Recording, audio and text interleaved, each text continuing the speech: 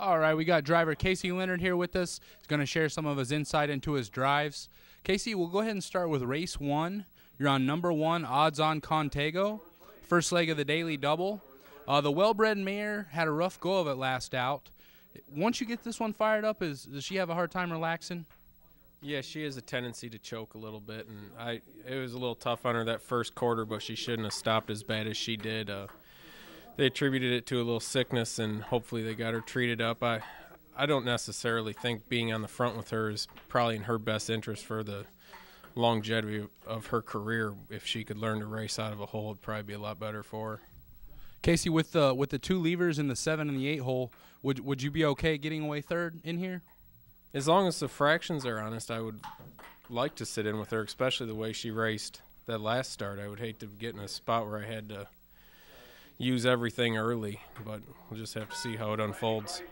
All right, Casey, we'll move to race 4. You're on number 5, Reagan's Conquest. Appeared to be moving forward before the scratch. What can you tell us about the mare? A lot of our horses in our barn have had bad feet. I don't know if it was from the dry summer, but Brett Ballinger raced her this summer, and then we've had her for the last couple months, but she also has some bad feet that we've been dealing with, and that's why she had to be scratched. If you had to guess with this one, Casey, what's her best racing style? I was really impressed with her the night she was on the front. She seems to be okay first up. She has a little trouble going 3 deep around the last turn if they get away from her a little bit, so I would say she has to be somewhat close to the front. All right, Casey, we'll move to race 9. You're on Inexpressible Beauty. It's the first leg of the pick 4. You pulled a huge upset with this one a few starts back out of the 8 hole. Does this one have one decent brush in the mile? She used to when I first started driving her. She was really good.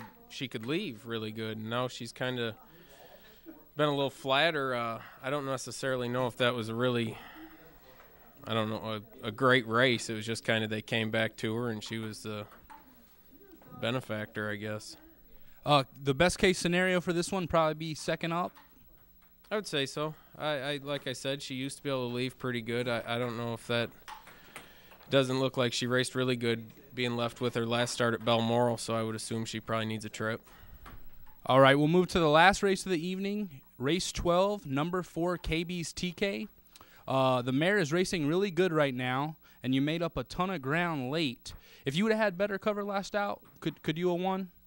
She was still gaining on him.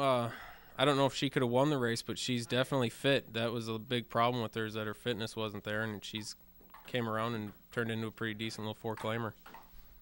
This one, is she pretty versatile? Does she own some gate speed, Casey? Lately she's been right on the wings and can kind of step out of there with them. I don't know if she's going to be necessarily as fast as the ones that leave every week, but she can hold her position. All right, thanks, Casey. For leading driver Casey Leonard, this is Jeremy Day for the Illinois Harness Horsemen's Association live at Maywood Park. Send it back up to the track announcer, Joe Mazzone.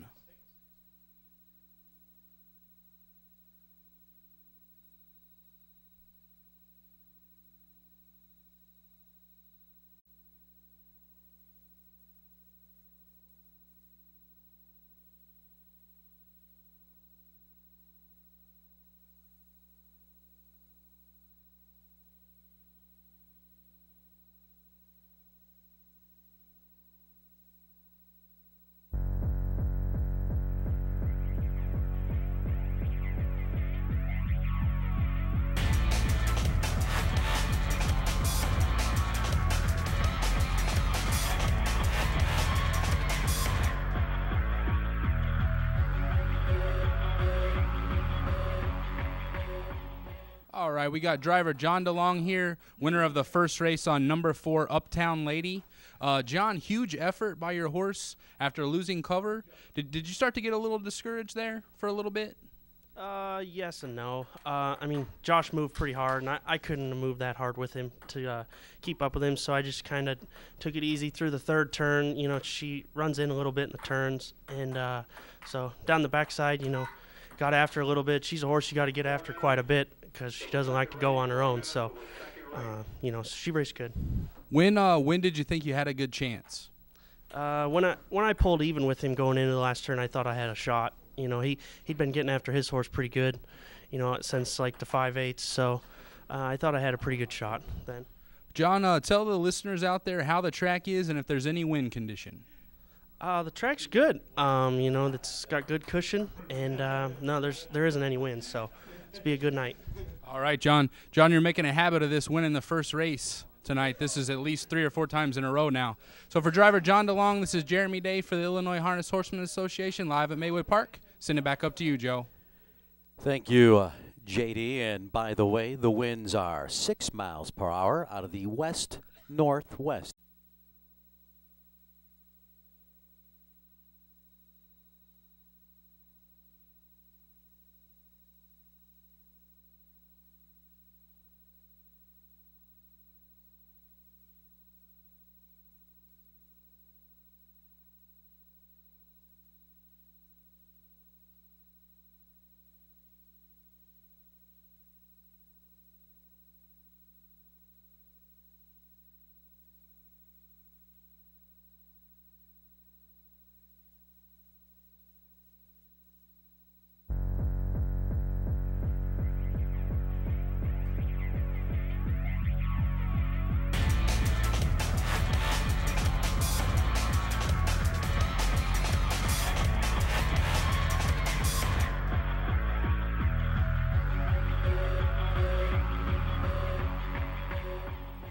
All right, I got driver Pat Curtin here with us, driver of number 5, Justin's Pride. Pat, tough trip first over. Did you think you were going by before you hit the top of the stretch? Oh, yeah. I had a lot of horse, and I was just waiting to straighten up and come hard at Johnny. But I wasn't able to get a clear shot down the lane. In the stretch, if you don't have to check your horse, do you think the result's a little different, Pat? Oh, absolutely. I go right by. But I had to check her once or twice down the lane, just a little. But other than that, I think I would go right by. So just a case of some bad racing luck, you would say, Pat? Yeah. But rubbing tracing, that's what we're out there for, to race hard. So.